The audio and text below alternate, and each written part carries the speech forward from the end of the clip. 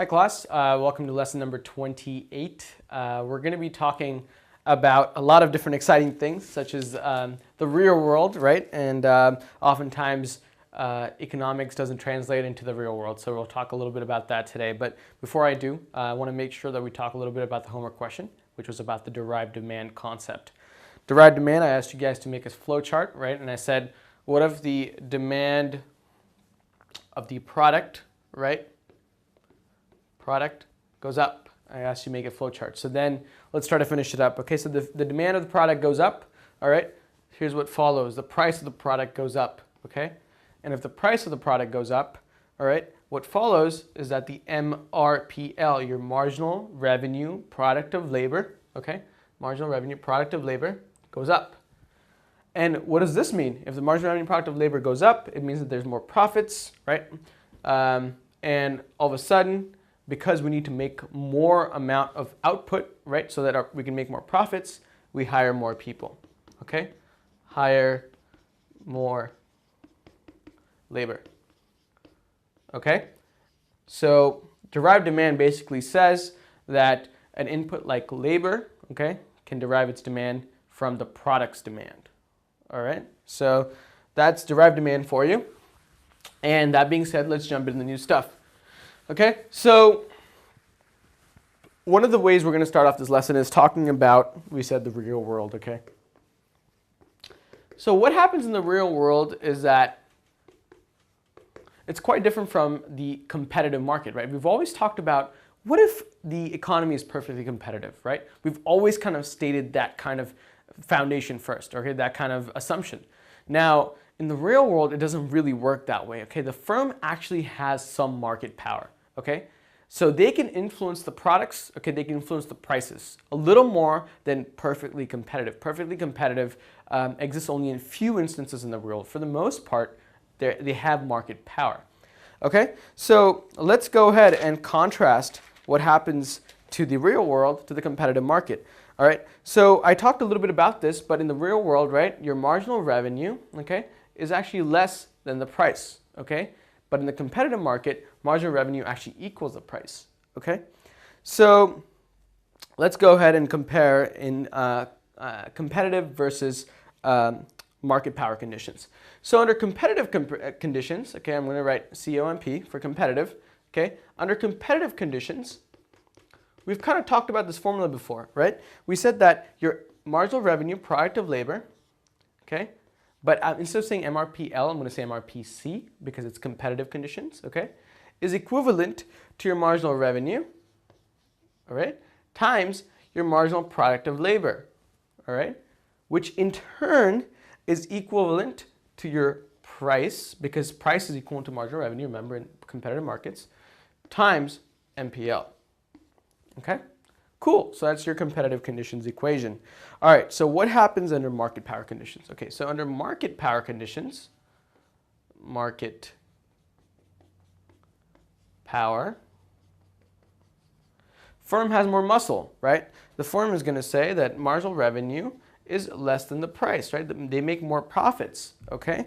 So what's going to happen is that your MRPM, in this case, because it's a market power, right, kind of like a monopoly, right, says is equivalent to your marginal revenue, all right, just like this one, right, times your MPL, just like the one before, except for the fact that this is going to be less than MRPL, okay? So this is equivalent, this is less, okay? Just keep that in mind when we talk about the real world. You know, it's not often equivalent to the price. Marginal revenue is not equivalent to the price. All right, so let us use that side of the board to kind of show this graphically. All right, so graphically speaking, I hope you guys remember the axes, right? We said Y is dollars, right? And oftentimes here we have wage, okay? On here we have Q labor. Okay, and remember your MRPL is a downward sloping graph, right? Kind of looks like that, right? MRPL, which is kind of your demand as well, right? And your wage is sort of this horizontal line. It's supposed to be straight, but I didn't draw it straight. I'm sorry. Okay, so that's your wage, okay? And this equilibrium is how many people are hired, Okay, let's call this QC for Q competitive. Now, in a like a monopoly, okay, what happens is that the MRPL is actually more inelastic. It kind of looks like that. Okay, MRPM. All right, and for that reason, at the same wage level, we're going to hire less people. Okay, and the firm gets to have more profits. Okay, because they don't have to provide as many as needed, right? So they end up actually, we'll show this a little later, but what ends up happening is that they hire a lot less workers. So between competitive and monopoly markets, right, there's less labor that's being hired. Okay? So that being said, one more definition I want to get out of the way is this term called a monopsonist. Monopsonist.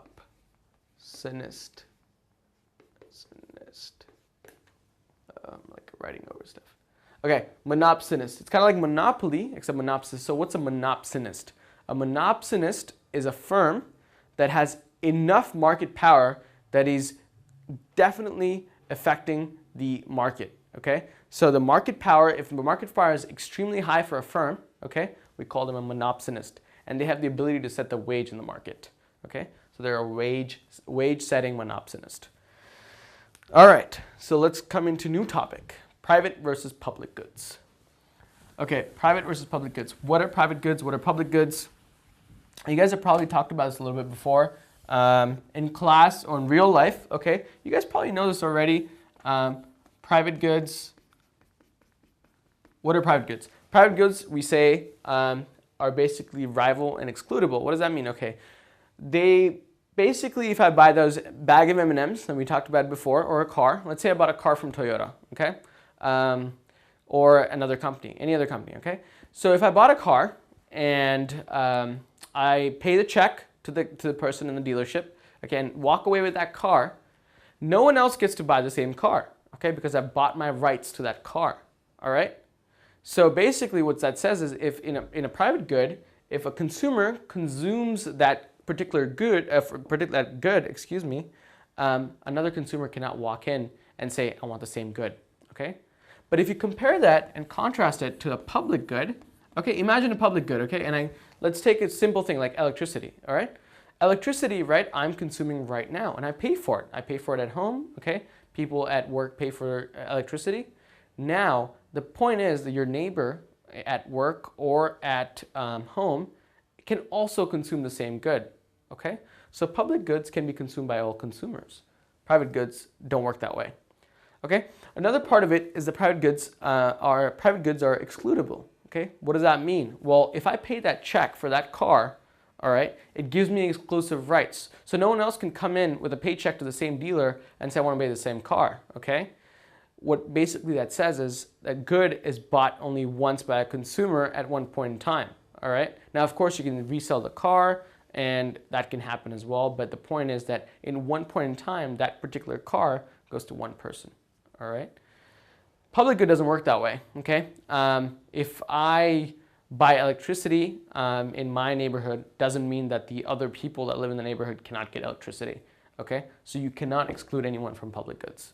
That's the main differentiation between private and public goods. Okay. That being said, let's talk about something that I'm sure that all of you face at school. If any one of you has worked in a project, okay, any sort of group project, right? I'm sure there's one guy who is not that driven to finish the project. So what you end up doing is you finish his work for him, okay? Now in econ, okay, we have a term for everything. That person is called as a free rider. Okay? What is a free rider? A free rider is anyone, right, who gets to benefit off the consumption of another consumer. Okay, so you've seen this anywhere else before. Okay, let's talk about someone who lives in a city, all right, and they don't pay tax. They get away with paying tax, all right? Now you, as a person who lives in that city, you pay for tax for the police services, for the schools, you know, whatnot. But that person gets to enjoy the same services but gets away with not paying for it. He or she is a free rider. Okay? So that is the free rider issue in econ is extremely important, okay? And when it comes to, if you want to give an example real quick, think of a group where someone has not worked, or think about a community public good where people are not paying for it, okay? So let's elaborate a little bit on this kind of issue. It's not exactly the free rider, but kind of related to it, okay? Is this section called as spillover benefits, but let's define, under spillover benefits, let's define positive, what's a positive externality? What's a positive externality? Okay, so what is a positive externality? Let's define that. A positive externality is when one person's consumption provides utility to the third party who has not purchased the good. Okay, so provide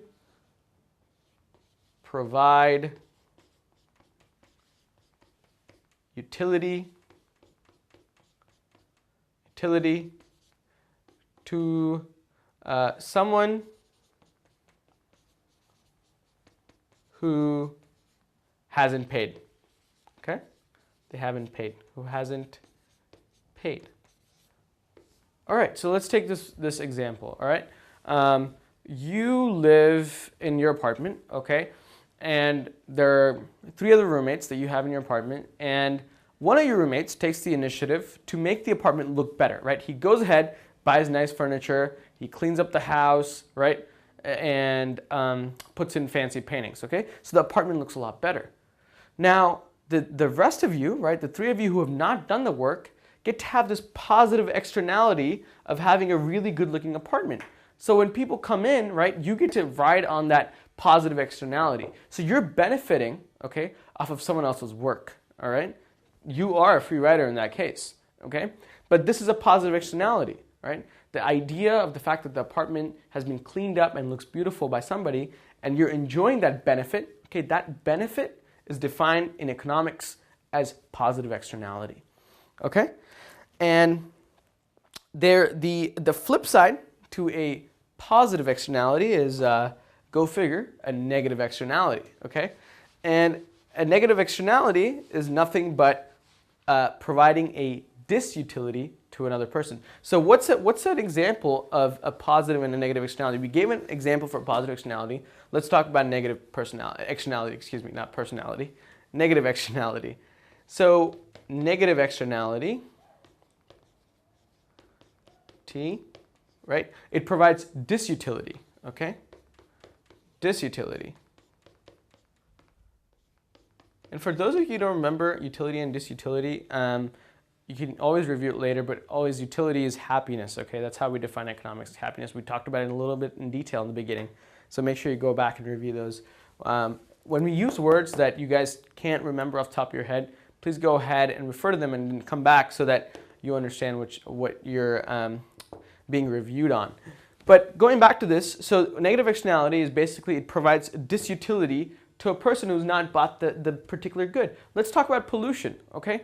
So if a factory pollutes in your city, okay, you did not pay for that pollution, right? You don't even reap the profits of that factory. But you get to reap that pollution that comes into your city and comes into your house and affects you, okay? That pollution is a negative externality, okay? And quite often, okay, there's solutions to this, okay? So let's talk about a solution to negative externality. A normal solution to a negative externality, okay, is a simple word that all of us hate. Tax, okay? Taxes, all right, make sure that this negative externality is fixed. So if a factory is polluting, let's go ahead and tax that factory on that pollution, all right? That way, maybe the society gets money off of this tax, and maybe it puts in more, environmental friendly initiatives, all right, such as windmills for energy or whatnot, okay? So taxes can be a fix to negative externality. Now, what about a positive externality? What about that guy who's basically worked and made sure that apartment is clean and you get to reap the benefits? Well, governments do this, people don't, but they come in a form of a subsidy, okay? A subsidy. I'm sure you've seen this before. When it comes to farmers, a lot of subsidies are provided by the government. Okay, let's say on a simple level, that guy who's worked into making your apartment look clean gets a paycheck from the rest of the 3 roommates saying, hey, you know what? You spent so much money and your time on this, take this check, okay? Makes it a little better, right? It makes it a little better because the subsidy that you provide to him, right, makes up for the fact that he worked hard and got there to where you wanted to look to a nice apartment. Similarly, a government gives a subsidy to areas where there are positive externalities. Government gives a subsidy would be in a lot bigger picture, okay? So a paycheck to this particular roommate would be a lot smaller picture. But in essence, it's the same concept, okay? Before I walk away from this, I just want to make sure that I actually graph this concept of a positive externality. And basically negative externality is basically the same thing except the opposite, okay? So let's go over a positive externality. All right, so you've got quantity here, okay? So here's your supply, again, positively sloped, your demand, negatively sloped, right? Except we have 2 different demands, okay? One is your demand for private, okay? This is you in your normal life and your apartment is not so clean, not so beautiful. This is actually what you actually want it to be. You wanted to make it look beautiful. You wanted to make it look pretty for everybody. And that's your demand socially, okay? But what ends up happening is there's a difference in this quantity, okay? There's a difference in this quantity, okay? Because obviously putting in that effort requires more money, all right?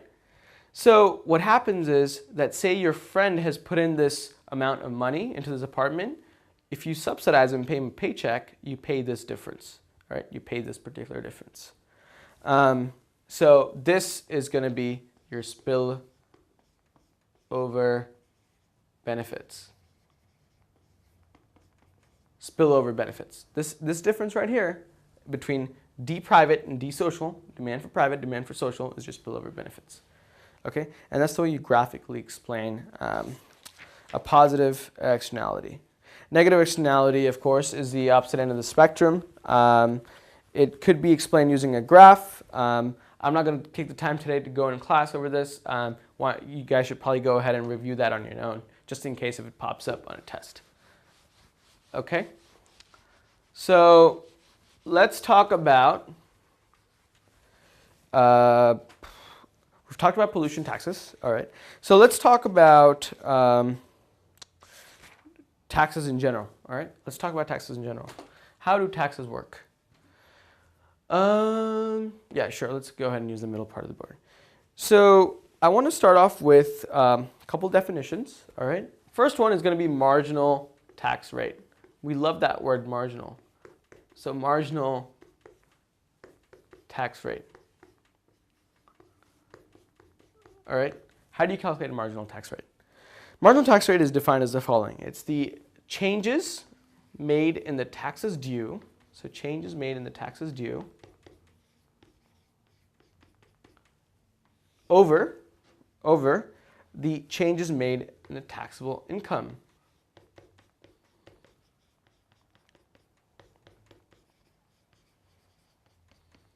All right, so this is basically saying that for every dollar paid in taxes, all right, what is the difference for each unit of tax, okay, of each unit of, let's say, the dollar, and that makes more sense, all right? So marginal tax rate is basically a formula. I'm just going to go over this real quick because in case it shows up on a test, just remember the formula, okay? And it should be helpful for you guys, all right? The other one is the average tax rate. Average tax rate is pretty much simple. You just take the change out, and it's basically the taxes due over the taxable income, except it's the total, okay?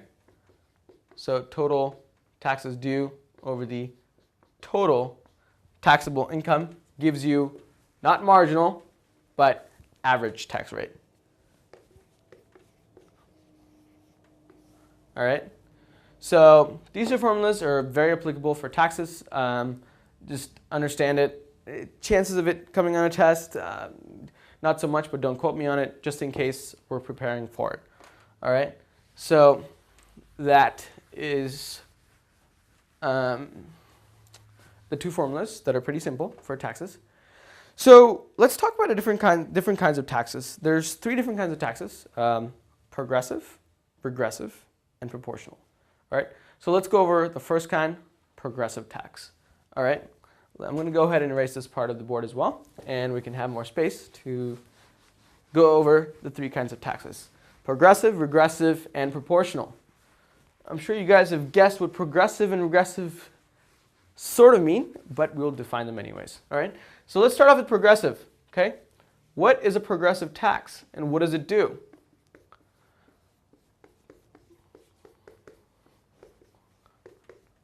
Okay, what's a progressive tax? A progressive tax, okay, basically says that the amount taxed, okay, goes up as your income goes up. Okay, so the higher the income, okay, the higher the tax. Well, that makes sense, right? It makes sense because if you're making more money, the government says that you owe more to society, right? Owe more to the community that you're in, and you receive a higher tax rate. Now in the US, it works this way in a form of a tax bracket.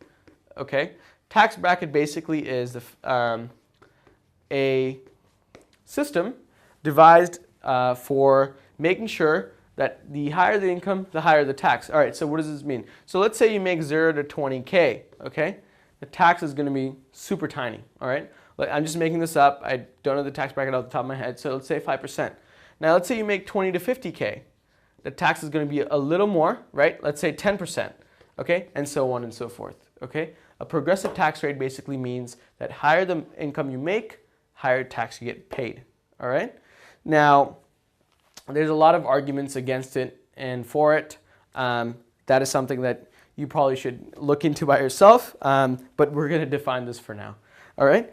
So the opposite is a regressive tax, okay? So what is a regressive tax? A regressive tax is, quite honestly, the opposite of a progressive tax, right? It doesn't take rocket science to know that, so, but let's write it down anyways.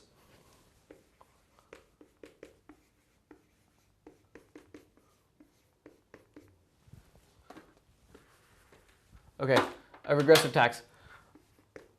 A regressive tax states that the average tax rate, this is very important because it's average, not the tax rate. Okay, guys, it's the average tax rate.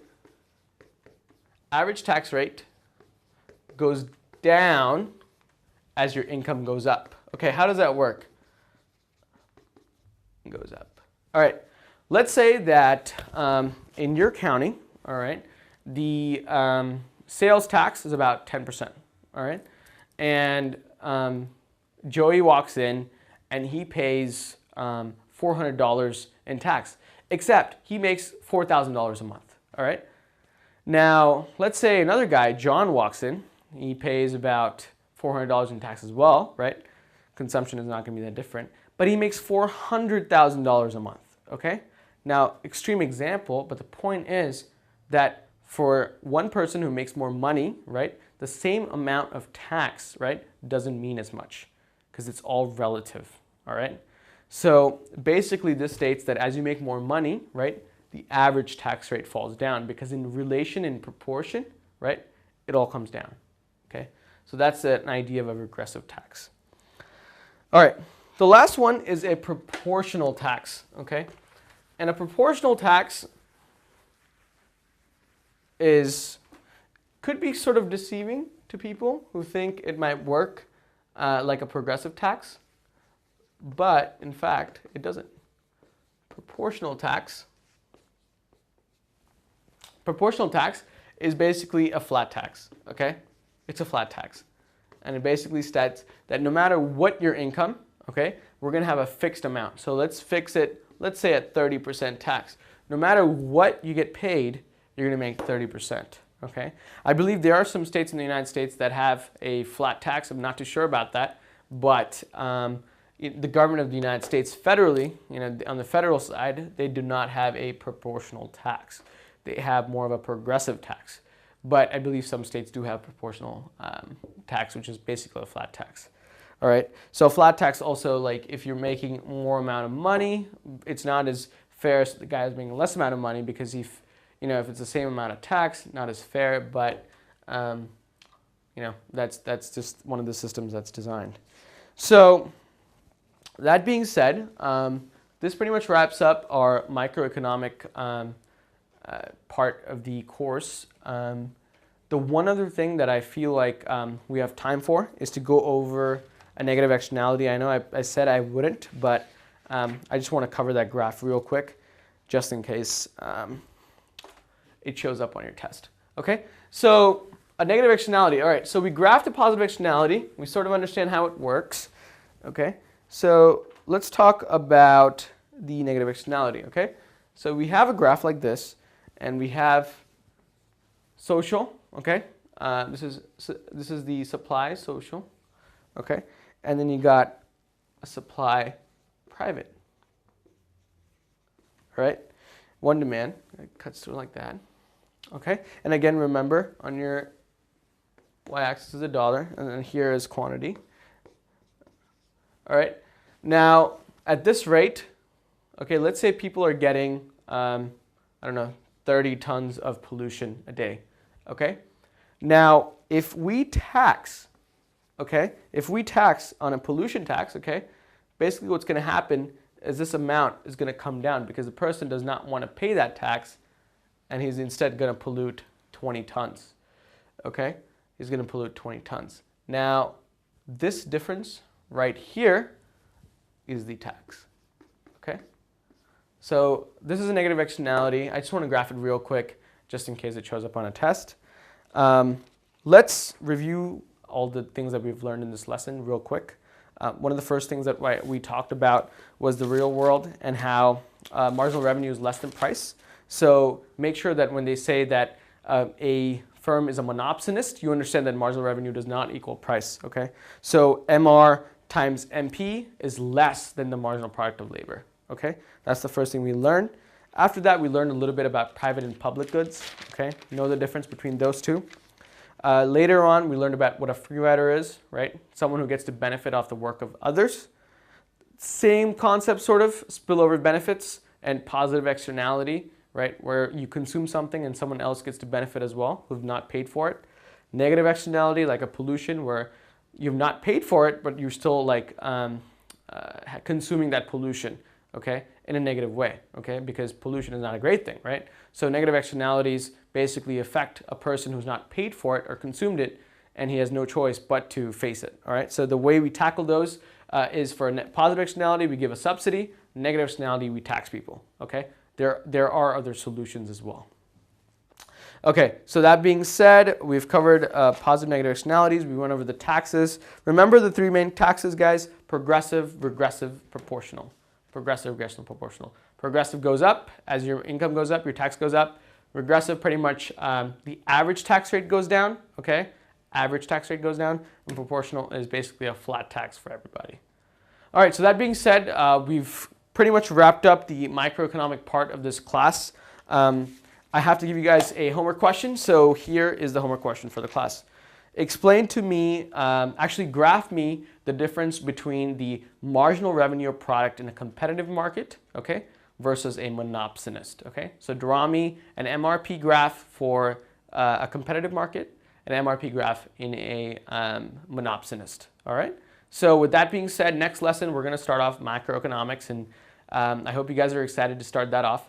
And before we start off macroeconomics in the next class, of course, we're gonna go over the answer to this particular question. With that being said, thanks a lot for tuning in. I hope to see you guys in the macroeconomic part of the class.